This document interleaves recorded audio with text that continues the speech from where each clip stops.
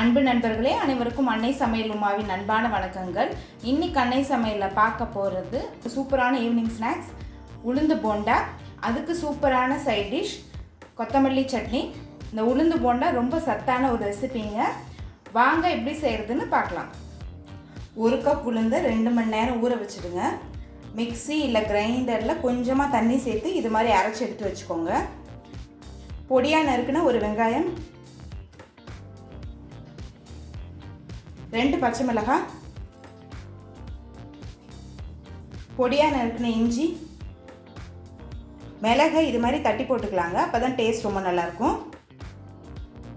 கொஞ்சம் பெருங்காயம், 1 table spoon அரிசி மாவு, கொஞ்சம் கொத்தமல்லி, கருவேப்பிலை, தேவையான அளவு உப்பு. இப்போ இது எல்லாத்தையும் நல்லா மிக்ஸ் பண்ணிக்கலாங்க.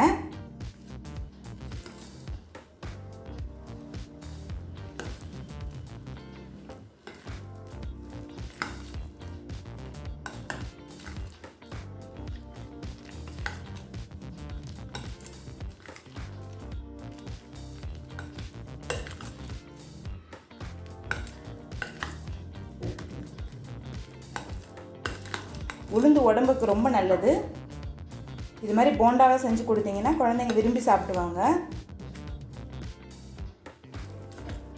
இப்போ எல்லாத்தையும் நல்லா மிக்ஸ் பண்ணியாச்சுங்க. எண்ணெயில் போட்டு பொரிக்க ஆரம்பிச்சிடலாம். கடாயில் தேவையான அளவு எண்ணெய். இப்போ எண்ணெய் நல்லா சூடாயிடுச்சுங்க. நம்ம போண்டாவை போட்டு பொரிக்க ஆரம்பிச்சிடலாம்.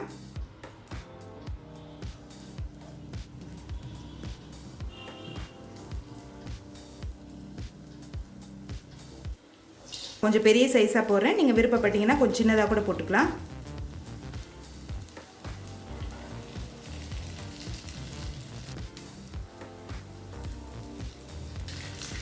மெதுவாக திருப்பி விடுங்க.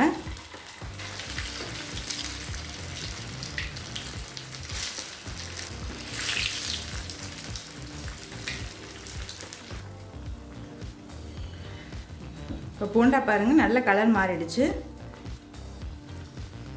இப்போ உளுந்து போண்டா ரெடி ஆகிடுச்சுங்க. அடுத்து தக்காளி கொத்தமல்லி சட்னி எப்படி செய்கிறதுன்னு பார்க்கலாம்.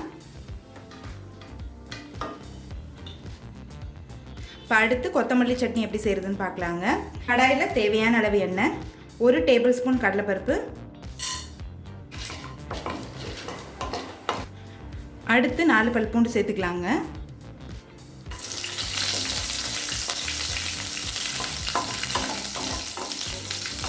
அடுத்தது 2 தக்காளி சேர்த்துக்கலாங்க. நீங்கள் விருப்பப்பட்டீங்கன்னா வெங்காயம் போட்டுக்கலாம்.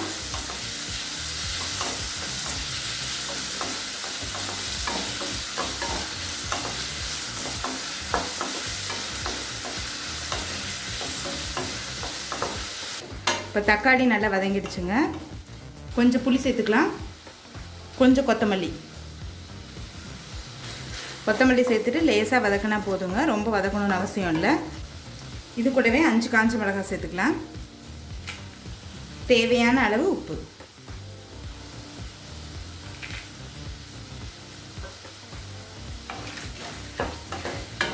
இது கொஞ்சம் நேரம் ஆறின பிறகு தேவையான அளவு தண்ணி சேர்த்து மிக்சியில் நைஸாக அரைச்சிக்கலாம்.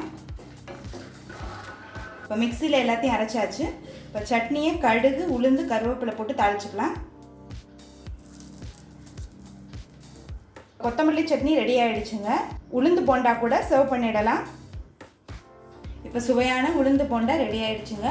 அதுக்கு சூப்பரான சைட் டிஷ் கொத்தமல்லி சட்னி ரெடி ஆகிடுச்சு. ரெசிபியை ட்ரை பண்ணி பாருங்கள். கண்டிப்பாக உங்களுக்கே பிடிக்கும். ரெசிபி பிடிச்சிருந்ததுன்னா வீடியோவை லைக் பண்ணுங்கள், கமெண்ட் பண்ணுங்கள், ஷேர் பண்ணுங்கள். இது வரைக்கும் அன்னை சமையல் சேனலை சப்ஸ்கிரைப் பண்ணலன்னா சப்ஸ்கிரைப் பண்ணுங்கள். தேங்க்யூ.